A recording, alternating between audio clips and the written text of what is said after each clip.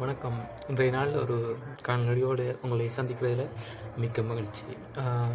இந்த நாட்கள் எல்லாராலையும் பெரிதுமாக பேசப்படுகிற பல விடயங்கள் இருந்தாலும், முக்கியமாக இந்த நாட்களிலே நாங்கள் அதிகமாக பார்க்குற ஒரு விடயம்தான் இந்த பொருளாதாரம். அதாவது எக்கனாமிக்.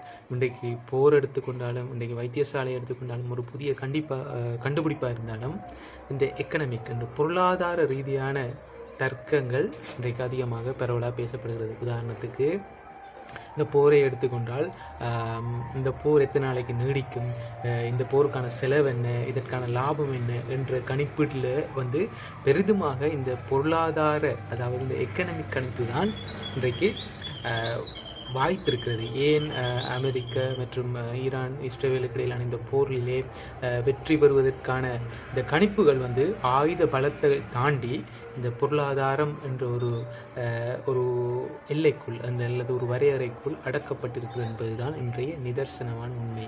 ஆகவே பொருளாதாரம் என்பது ஒவ்வொரு மனிதனுடைய வாழ்க்கையுமே இருக்கலாம், அல்லது ஒரு குடும்பத்தின் வாழ்க்கையாக இருக்கலாம், அவனுடைய சமூக வாழ்க்கையாக இருக்கலாம். ஒரு நாடாக பொருளாதாரம் என்பது மிக முக்கியமானது. அப்போ அந்த பொருளாதாரத்தை கணிப்பிடுகிற அநேக சுட்டிகள் நாங்கள் பயன்படுத்துகிறோம்.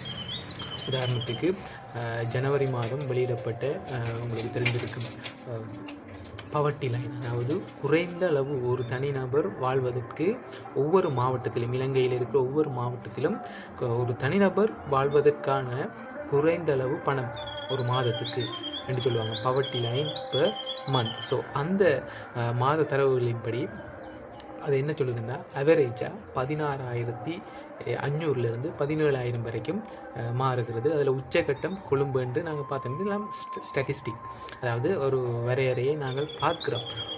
ஆனால் இது உண்மையிலேயே சரியானதா? உதாரணத்துக்கு அதில் கணக்கிடப்பட்டது ஒரு நாளுக்கு தேவையான, ஒரு மனிதருக்கு தேவையான உணவின் அடிப்படையில், அதாவது 2023 கலரி பெர் டே என்ற ஒரு பக்கெட்டை வச்சு கொண்டு தான் அந்த பவர்ட்டி லைன் கணிப்பிடப்படுகிறது. அந்த மினிமம், அதாவது மார்ச் மாத கடைசியிலே வெளியிடப்பட்ட பணவீக்கம் 2.2 வீதமாக அல்லது 1.6 வீதமாக பணவீக்கம் உயர்ந்திருக்கிறது என்ற ஒரு கருத்து கணிப்பு. அதன் அடிப்படையிலேயே நாங்கள் பவர்ட்டி லைனை பார்த்தால், அந்த வறுமை கோடை பார்த்தால் இன்னும் ஒரு அதிகரிப்பை கொடுக்கக்கூடியதாக இருக்கிறது. இதெல்லாம் என்னத்துக்கு?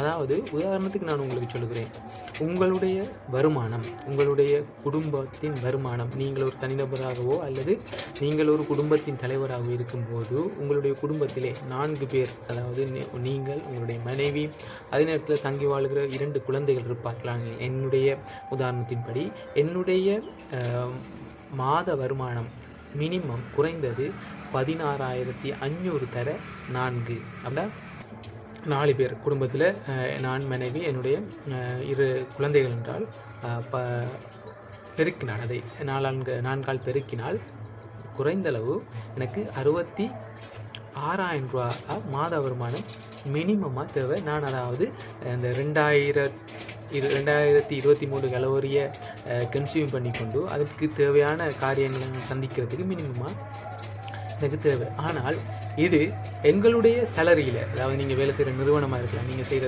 பதவியாக இருக்கலாம், உங்களுடைய சேலரியில் அல்லது உங்களுடைய சம்பளத்தில் இது கணிப்பிடப்படுகிறதா? இது எப்படி கருத்தில் எடுத்துக்கொள்ளப்படுகிறது என்பதை குறித்து கொஞ்சம் யோசிச்சு பாருங்கள். ஏனென்றால் நாங்கள் எடுக்கிற அநேகமான முடிவுகள் எங்களுடைய வாழ்க்கையில் இருக்கலாம், எங்களுடைய பொருளாதாரத்தை மையமாக வைத்திருக்கலாம், எங்களுடைய வீட்டு திட்டங்களாக இருக்கலாம், எங்களுடைய வாகன தேவையோ ஏதோ ஒரு காரியத்துக்காக நாங்கள் சேர்க்கிறதோ இல்லாட்டி அதை வாங்குவதற்கான எத்தனிப்பதோ, இந்த பொருளாதார தேவையை, இந்த மினிமமான தேவையை அடையக்கூடிய விதத்தில் எங்களுடைய மாத வருமானம் இருக்கிறதா என்பதை குறித்ததான ஒரு பெரிய ஒரு கேள்வி கேட்கப்பட வேண்டிய ஒரு காலகட்டத்தில் இருக்கிறோம் இன்றைக்கு. இது நான் ஒரு மினிமமான ஒரு கால்குலேஷன், அதாவது நான் சொல்லுகிறேன், அது 2 பேர் வேலை செய்கிற இடத்துல இந்த பிரச்சனை இல்லை.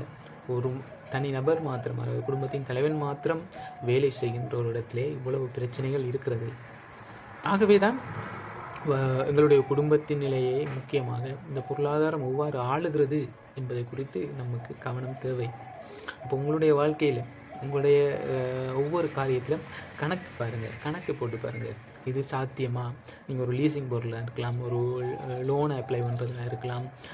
உங்களுடைய வருமானத்தை அது அதிகரிக்கும் என்றால், அந்த காரியம், அந்த தேவை, அந்த ஒரு விஷயம் உங்களுடைய வருமானத்தை அதிகரிக்கும் என்றால் நிச்சயமாக நீங்கள் அதுக்கு போகலாம். அல்லது உங்களுடைய வருமானம் அதிகரிக்காமல், உங்களுடைய சம்பள மட்டத்தில் எந்த மாற்றமும் ஏற்படாமல் நீங்கள் அப்படியான ஒரு செலவுக்குள்ளே, மாத செலவுக்குள்ளே நீங்கள் செல்லுகின்ற பொழுது உங்களுடைய மாத செலவு பெரும் தொகையாக அடிபட போகிறது.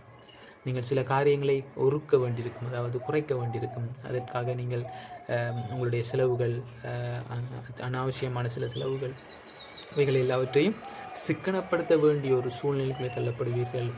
ஆகவே தான் சிறந்த திட்டமிடல், ஒரு லீசிங்காக இருக்கும்போதும், ஒரு வாகனத்தை ஒரு மாத லோனை போடும்போது உங்களுக்கு சிறந்த திட்டமிடல் என்பது முக்கியம். என்றால் இன்றைய காலகட்டத்தில், இன்றைய பொருளாதார சூழ்நிலையில் சில சிக்கலான முடிவுகளை நாங்கள் எங்களுடைய தலையிலே தூக்கி போட முடியாது.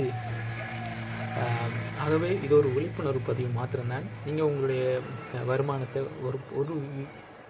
ஒரு படி கொஞ்சம் சிந்திச்சு பாருங்கள். அதை அதிகரிக்கிறதுக்கான, வாழ்க்கை தரத்தை அதிகரிக்கிறதுக்கு மெயினான காரணம் எது? வருமானம்.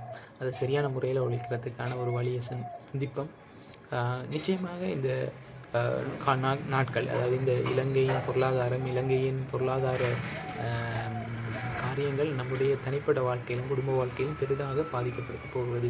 ஒரு ஸ்டேபிளான, அதாவது ஒரு தன்மையான ஒரு அரசாங்கம் நிலை பெற்றிருந்தாலும் உலகளாவிய ரீதியில் இருக்கிறான பொருளாதார சிக்கல்கள் இன்றைக்கு இலங்கையையும் மற்ற நாடுகளையும் பாதிக்கிறது. ஆகவே உங்களுடைய வாழ்க்கையில் இதை கொஞ்சம் சிந்திச்சு பாருங்கள். இன்னொரு காணொலியில் இந்த எக்கனாமிக் சம்மந்தமான இன்னொரு காணொலியில் உங்களை நான் சந்திக்கிறேன். நன்றி, வணக்கம்.